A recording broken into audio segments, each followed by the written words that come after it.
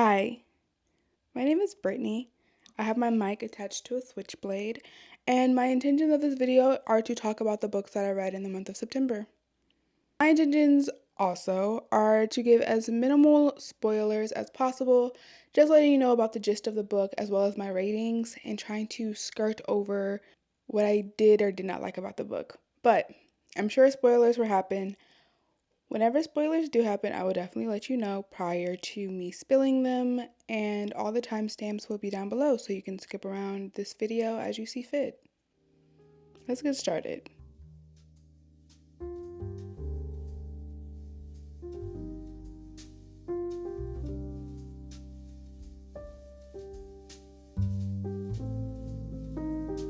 In the month of September, I picked up a total of 6 books and I actually got through 5 of them. One of them I literally could not finish. And we'll get to that one when we get to that one. The first book was The Butterfly Garden. This book is situated and told through the perspective of this girl named Maya. We meet her, she is having an interview with the FBI. She's recanting her time spent in this place called the Garden. So there's this person who everybody who lives in the garden, who are all captured girls, typically between the ages of 16 and 21. There's this man who runs the garden called the gardener. He has this very luscious, very human manufactured building in which he's basically capturing and imprisoning these girls in. And it kind of goes through the story, specifically in Maya's perspective, of her life before the garden, her life during the time in during the garden, and then we kind of get a little bit of glimpses into the aftermath and the cause of damages after everybody, or the people who are able to get out of the garden. So the Butterfly Garden, for me, was a 2-star, and I feel as though me giving it 2-star was actually very generous. Me giving the book 2 stars was very generous. I did not really enjoy it. I'm not sure it's because I don't enjoy thrillers or if I don't enjoy it because the book and how it was formatted was just not my cup of tea, honestly. I felt as though the book, while we were learning about the story, we were basically learning all these details, and the main and only mystery was what was her actual name. So I said her name was Maya, but technically in the book she has 3 different names, and the FBI agents, detectives, are trying to find out her legal born name, and that's what she's kind of withholding. We find out why she's withholding her name, but I didn't get that cathartic release at the end of the book, right? I didn't feel it, and it's a no for me. The second book that I read this month was Unfortunately Yours by Tessa Bailey. It is a romance book. I just needed something to kind of cleanse my palate of the dark and horrid things that I just read. I'm kind of learning that that's kind of my pattern. I read something horrible and deplorable, then I read something light and fluffy, and then we just kind of go back and forth for balance. Yeah, so I read Unfortunately Yours. It is about 2 people named Natalie. Sorry. 2 people named Natalie and Austin. Natalie, she needs some money to start a new business that she's very interested in. And then August, he just basically left the military, and he had a really dear friend who died in service named Sam, who he's trying to make his dreams a reality. And Sam's dream was to have a vineyard. So he is out there trying to make it happen.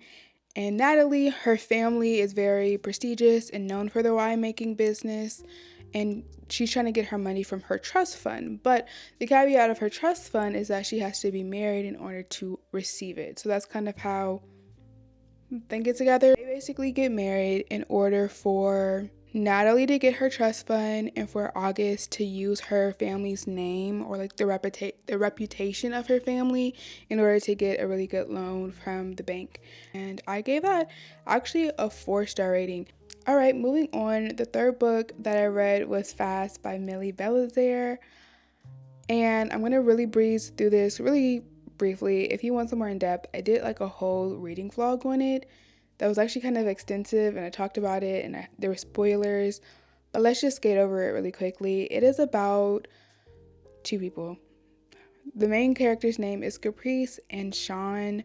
They are two people who lived in the same neighborhood, a very like impoverished area. Caprice goes through some very deplorable things at the hands of her uncle, and Sean, her friend, is kind of trying to help her through it, even at the time where he doesn't know what specifically is wrong with her, but is trying to like be there for her. And it kind of just takes us through the journey of her life into 3 stages: when she's 8 years old, when she's 16, and then when she is 28.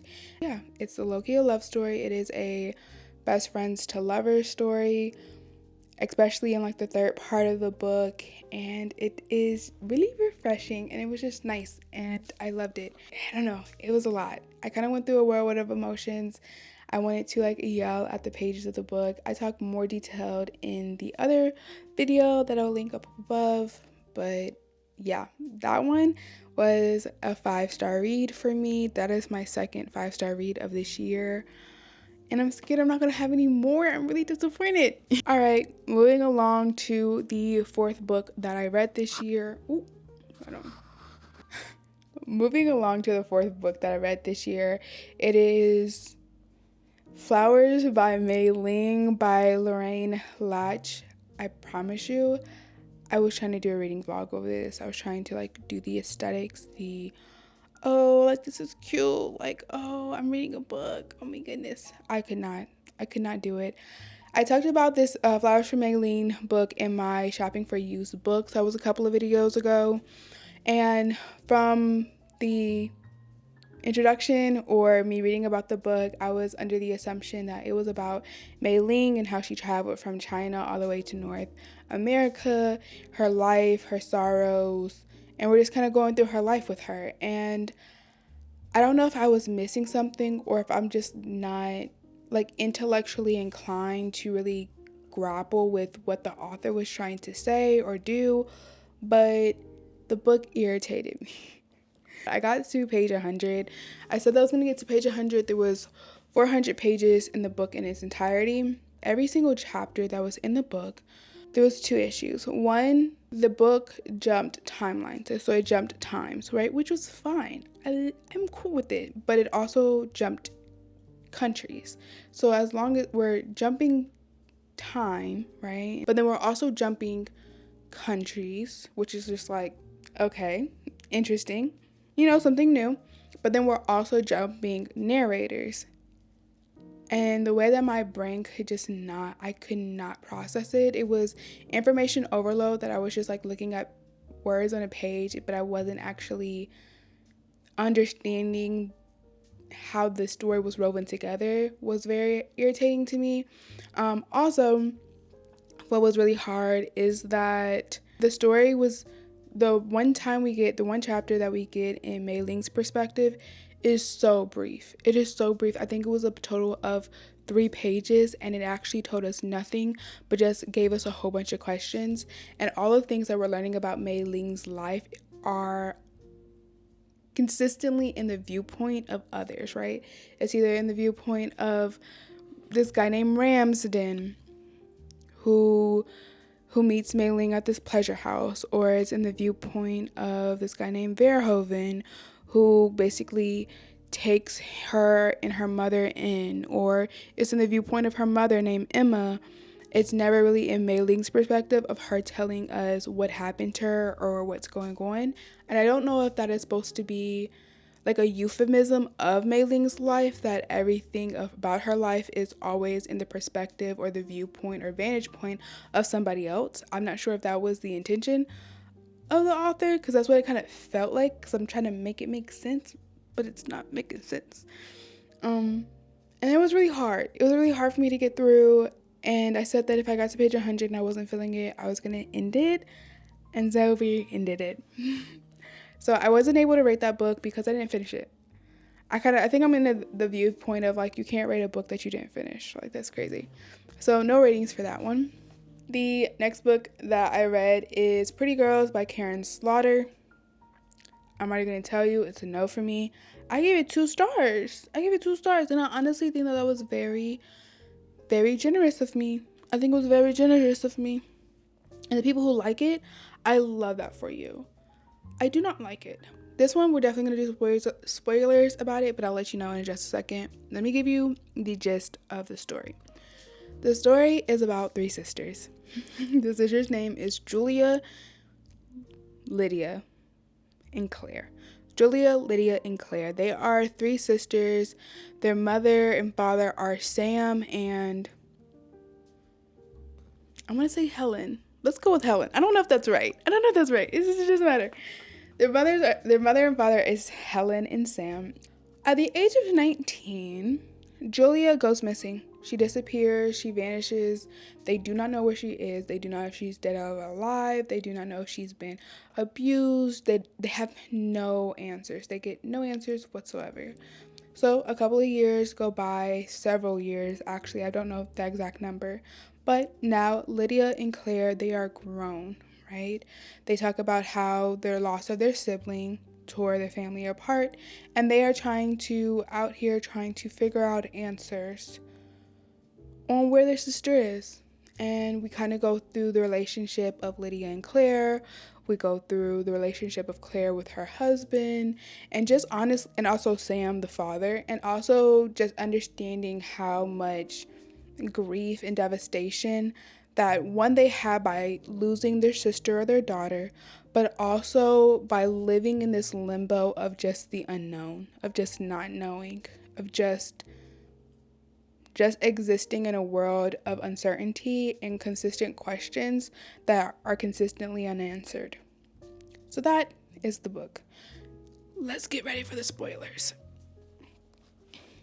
I'm going to do spoilers on this book specifically because it really made me irritated. And honestly, it made me irritated, and I cannot blame anybody but myself because midway through this book, I wasn't feeling it. But because I DNF'd Flowers for Me-Ling, I was just like, I need that dopamine release of finishing a book. Like, I need something. I'm going to spoil a lot of this book for you. If you're interested in reading it, I would really advise you to stop or skip ahead. All right, let's cut it. I'm just going to cut it and give you point blank what happened, what occurred. So, Claire, the youngest daughter, she marries this man named Paul. Paul has a father, right? Paul's father, so Claire's father-in-law, is the one who basically killed her older sister, like assaulted her, beat her up for days, killed her, murdered her, and then proceeded to tape it all and then sell it to other parties around the world for compensation. He did. And Paul, Claire's husband, he faked his death because the FBI kind of got a hold that he was basically distributing this type of paraphernalia, I guess is what I would say, and these tapes. So there's multiple tapes of multiple women. Like, Julia's not the only one. And so Lydia and Claire were going through the story of helping them unravel this truth. I'm kind of taking you to the end and then like bringing you back. So they're going to the end, they're figuring this out, we're having conversations about sisterhood. I feel like the book is a lot about sisterhood. So it's like a story of like redemption in terms of their friendship, their sisterhood, trying to mend that relationship while they're trying to investigate what happened to Julia, whatever. So Paul is distributing these videos, right, of assault, of murder, for capital gain, and Claire is technically she is benefiting from that, and Paul is doing all of this because, one, he's a psychopath, two, because he decided that he was going to take after his father's footsteps and follow in his legacy of creating this type of content, I guess, for lack of a better word. Claire eventually finds out. She finds out the truth. She gets upset. She kills him. Okay. What made me pissed off about this book? Because honestly, you see how I just told you that story in under maybe like 3 minutes it took me to tell you that story? That's not how it's written. The book is over. It doesn't matter how long it is. The book felt so long. It felt so long. It was such a slow rising action that it made me so disinterested. I was so fed up. And then also, there wasn't and especially in the beginning and during the stories, there wasn't a lot of character development, so I didn't care. I didn't like feel invested in these characters. I didn't feel attached or wanting to help them find out these problems. I felt like the only character I honestly felt anything for was the father, Sam, but the two sisters, Lydia and Claire, not that they were bad or I didn't like them. I didn't care.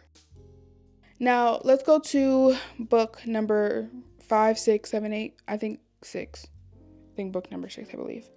I just finished this book. It's called Ledge by Gray Huffington. So, just overview about what the book is about. It is would I call this a romance book? No, I wouldn't. Like, I'm pretty sure it would probably be in the romance, like, sections of Barnes and Nobles, I guess. I would not call this a romance book. I would definitely call it just a drama. It felt like just a drama, honestly. It follows the relationship of Ledge and Hallo. Ledge and Hallo, they come together and meet up, and the relationship starts based off of a one night stand.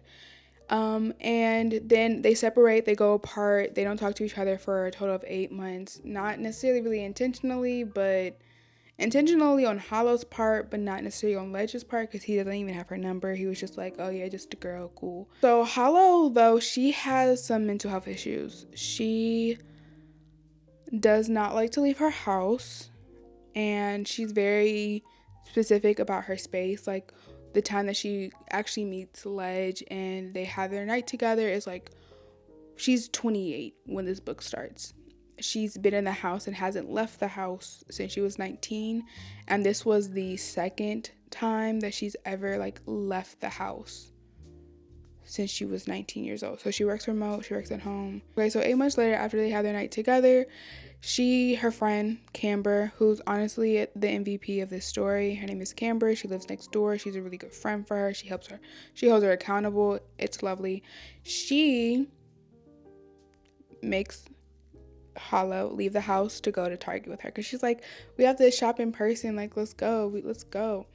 And like any true, I guess, romance book, I guess, she's in Target and she like literally bumps into Ledge. Like, Hallo bumps into him. She's like, oh, I'm sorry. And then she looks up and she's just like, oh, it's you. And he's like, oh, it's you. And he looks down at her stomach and he says, oh, how far along are you? And she says, 8 months. And then Ledge, let's switch over to him. Ledge, his mother has just passed away, and he just found out who his father is, and so he is exploring a new life of finding new community, new family, finding his father, like his father's side of the family. Yeah, that's all I'm gonna say. Like, that's pretty much very, very briefly what this book is about, and I think that I would definitely recommend it. I gave it a 3-star rating, honestly, because I just feel as though I've been a little lackadaisical with my ratings, honestly. And honestly, I feel like it's like a 3.9. It's like a 3.9. Because I'm looking at the other books that I've given 4 stars. Like, for example, if Unfortunately Yours, I gave 4 stars. And I feel as though Unfortunately Yours is probably like more of a 3-star. And I'll give Ledge more of like a 4-star rating. It's closer to 4. But right now, we're just gonna go with what it is. Right now it's 3, but it's more like it's closer to 4. It's like on the upper scale of 3. Honestly, if you're looking for a book, right, where you want you want a little bit of romance, right? Like, romance is the main plot, but you want a book that is about like family and friendship and people who love each other, support each other, but also hold people accountable. The book is about community and an unconventional love story. That is how I would synthesize it. But yeah, thank you guys so much for watching if you got to this point in the video. My name is Brittany, and I'll see you guys soon. Bye.